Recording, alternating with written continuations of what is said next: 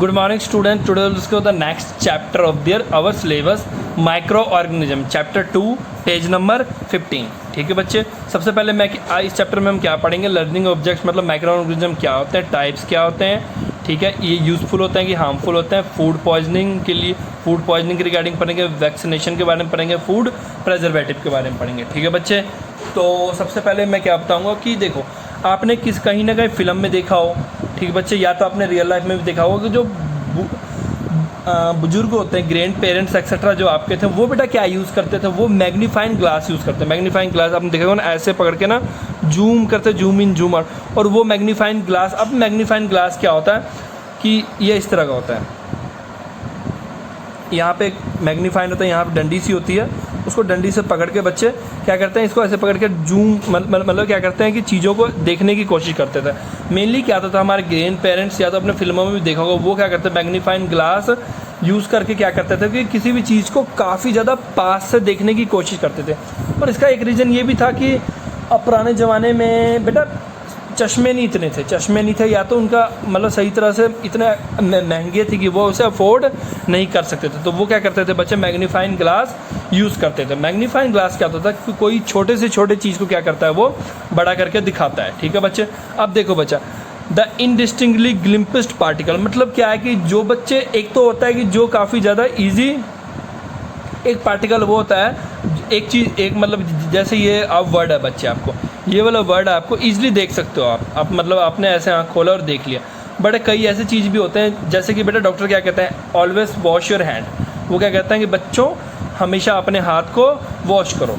तो हमेशा अपने हाथ को वॉश क्यों करो बच्चे, क्योंकि इसका रीज़न ये होता है कि हमारे हाथों में बैक्टीरिया होता है. पर क्या आप बैक्टीरिया को ऐसे देख सकते हो? आपका आंसर होगा सर नहीं. तो बच्चे फिर बैक्टीरिया को आप कैसे देखोगे बेटा, इसको बैक्टीरिया को देखने के लिए हम क्या यूज़ करते हैं, माइक्रोस्कोप. ठीक है बच्चे, वर्ड माइक्रोस्कोप मतलब क्या है कि काफ़ी छोटे से छोटे चीज़ों को देखने में जो यूज़फुल हो. ठीक है बच्चे, और इस माइक्रोस्कोप को बेटा किसने बनाया है, साइंटिस्ट का नेम था एंटोनियो साइंटिस्ट था बच्चे. ठीक है, मैंने ये डच का रहने वाला था, ये डचमैन मतलब डच का रहने वाला था. उन्होंने क्या किया था, उन साइंटिस्ट ने क्या किया था बच्चे कि माइक्रोस्कोप बनाया. ठीक है बच्चे, और किसकी हेल्प से बनाया, ऑप्टिकल लेंस के बारे में तो आपने बच्चे 7th क्लास में भी पढ़ा होगा, जो लाइट वाले चैप्टर में था ना, लेंसेज पढ़ेंगे कन्वेक्स. तो उनमें बेटा उनमें उनका एक तरह का लेंस होता है जिसको बोलते हैं ऑप्टिकल लेंस. ठीक है बच्चा, तो ऑप्टिकल लेंस की अगर बच्चे हम बात करें, फर्स्ट सिंपल, और सबसे पहले देखो क्या हुआ कि उन्होंने क्या किया कि ऑप्टिकल लेंस लिया, एक सिस्टम लगाया, उससे उन्होंने क्या किया, फर्स्ट सिंपल माइक्रोस्कोप यूज़ किया.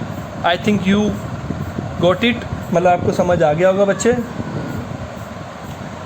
He was also the first person, मतलब क्या है कि देखो स्टूडेंट्स, सबसे पहले क्या हुआ, उन्होंने क्या किया कि सिंपल माइक्रोस्कोप की इन्वेंशन किया. अब सिंपल माइक्रोस्कोप की अगर इन्वेंशन किया है उन्होंने, इसका मतलब क्या है कि उन्होंने अगर देखो, मैंने अगर इन्वेंशन किया मतलब मैं ही उन चीज़ों को सबसे पहले देख पाऊँगा. तो उन्होंने क्या किया, सिंपल माइक्रोस्कोप की इन्वेंशन किया. उसके बाद क्या हुआ कि वो फर्स्ट पर्सन से जिन्होंने माइक्रो ऑर्गेनिज्म को देखा, मतलब जो शुरू से बोलते थे हाथ में जम्स होते हैं, तो उन्होंने ही फर्स्ट टाइम जो था उन जम्स को देखा. ठीक है बच्चे, तो उसके बाद क्या उन्होंने बोला, अब देखो इसके बाद क्या हुआ कि आपको, चलो मैंने ये तो बता दिया कि टाइप्स ऑफ अब देखो हमने ये तो पढ़ लिया कि माइक्रोस्कोप होता था. अब हमने ये पढ़ना है कि माइक्रोस्कोप होता है तो क्या होता है. ठीक है, इन लाइट माइक्रोस्कोप. अब देखो बच्चे, लाइट माइक्रोस्कोप क्या होता है. अब सबसे पहले हम पढ़ेंगे लाइट माइक्रोस्कोप, और अगर आपके सिलेबस में हुआ तो मैं आपको आई थिंक आपके सिलेबस में लाइट माइक्रोस्कोप ही है. ठीक है भाई, ठीक है.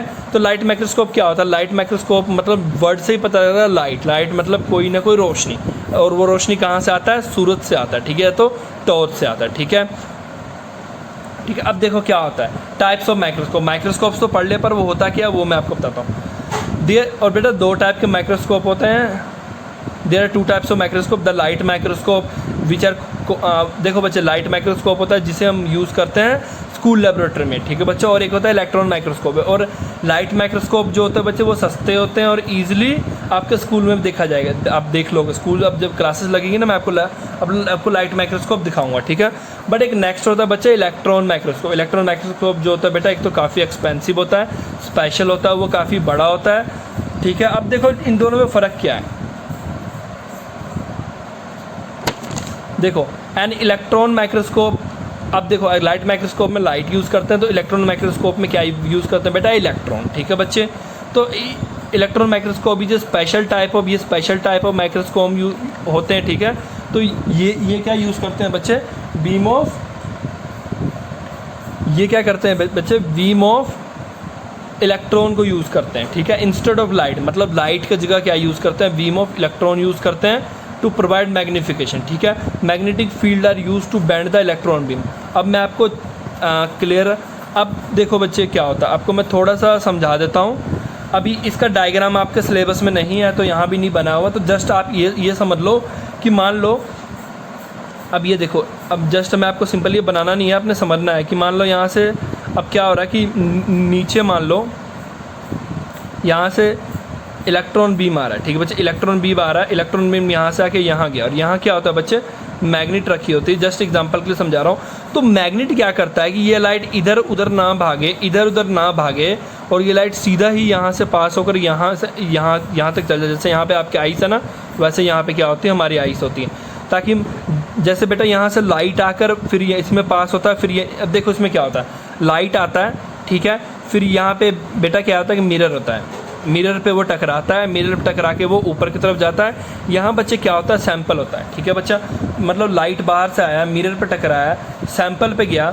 ठीक है बच्चे, सैंपल वो टकराया, सैंपल पे टकराएगा तो आप खुद देखो ना, अगर आप में कोई अंधेरे कमरे में जाओगे तो आपको कुछ दिखेगा, आप बोलोगे नहीं, बट उसी कमरे में लाइट जलाओगे तो दिखेगा ना, हाँ। तो इसी तरह क्या करते हैं कि लाइट को यहाँ से लाते हैं, और ये जो जगह आपको दिख रहा है ना बच्चे, यहाँ पे क्या होता है, आपका सैंपल पड़ा होता है। ठीक है बच्चे, यहाँ अगर आपका सैंपल पड़ा है ना, यहाँ क्या सैंपल मतलब जिस चीज़ को आपने देखना है। ओके, लाइट जैसे ही सैंपल पे पड़ता है ना बच्चे, तो वो क्या करता है, उसको काफ़ी ज़्यादा बड़ा कर देता है। इसमें बेटा लेंस लगे होते हैं, जो क्या करता है, छोटे छोटे चीज़ों को भी बड़ा कर देता है। ठीक है, फिर ये लाइट इस सैंपल से पास होकर फिर इसमें जाता है। ये बेटा एक तरह का लेंस है ये, जो क्या करता है, लाइट को वो चीज़ को, सैंपल को काफ़ी बड़ा कर देता है। फिर वो हौली हौली हमारे आइस पर जाता है, और हम उसे उस छोटे चीज़ को भी बड़ा करके देख पाते हैं। उसी तरह पता है इलेक्ट्रॉन माइक्रोस्कोप में क्या होता है, इलेक्ट्रॉन आता है, यहाँ टकराता है, यहाँ जाता है, वो इलेक्ट्रॉन इधर उधर ना भाग जाए, इसमें मैग्नेट लगे होते हैं। ठीक है बच्चा, अब ये नेक्स्ट क्लास में आपको पता लगा कि इलेक्ट्रॉन एक्चुअल में होता क्या है, या मैग्नेट का क्या रोल होता है। बस इसमें ये याद रख लो कि इलेक्ट्रॉन इधर उधर ना जाए, तो मैग्नेट उसको सीधा रखने के लिए यूज़ करते हैं। ठीक है बच्चे, क्लियर आपको यहाँ तक।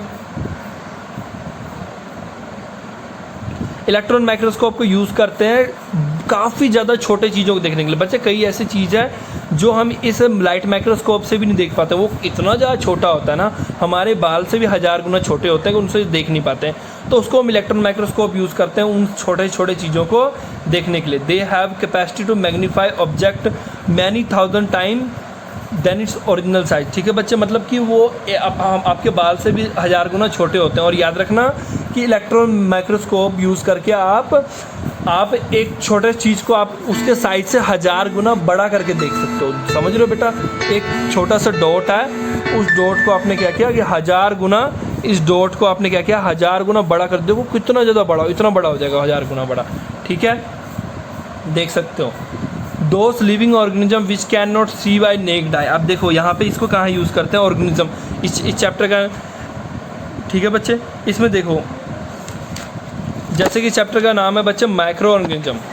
ठीक है, उसी तरह क्या है बच्चे कि the living organism which can not seen with the necked eyes. मतलब क्या है कि वो ऑर्गेनिज्म जिसे हम नेक्ड आई से नहीं देख सकते हैं। ठीक है, मतलब वो ऑर्गेनिज्म जिसे हम नेक्ड आई से नहीं देख सकते हैं, उसके लिए क्या यूज़ होता है बच्चे, वो ऑर्गेनिज्म जिसे आप नेक्ड आई से नहीं देख सकते हो, उसके लिए क्या यूज़ करते हैं। नेक्ड आई मतलब कि आप जस्ट आपने आँख खोला और देख लिया, तो उसके लिए यूज़ करते हैं हम मतलब कि माइक्रोस्कोप। ठीक है ना, वो चाहे इलेक्ट्रॉन माइक्रोस्कोप हो चाहे लाइट माइक्रोस्कोप हो। ठीक है, और उन्हें ही जो जिन्हें नंगी आंखों से आप नहीं देख सकते, उन्हें बोलते हैं माइक्रोस्कोप्स या तो माइक्रो ऑर्गेनिज्म मतलब वो चीज़ें जिन्हें नंगी आंखों से नहीं देखा जा सकता है।